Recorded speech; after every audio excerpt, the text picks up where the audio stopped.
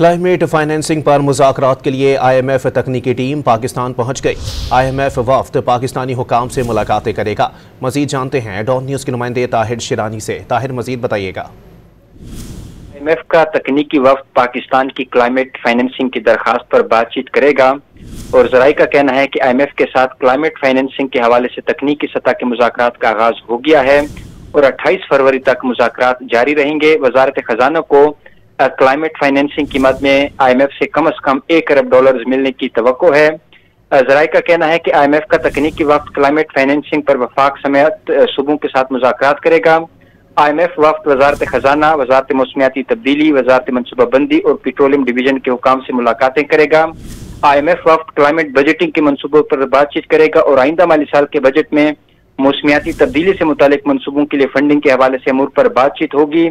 ज़राई का कहना है कि IMF का जो मिशन है वो $7 अरब का इस प्रोग्राम के पहले जायजा मुज़ाकरात के लिए मार्च के अवाइल में पाकिस्तान का दौरा करेगा और जायजा मुज़ाकरात में क्लाइमेट फाइनेंसिंग पर भी बातचीत होगी।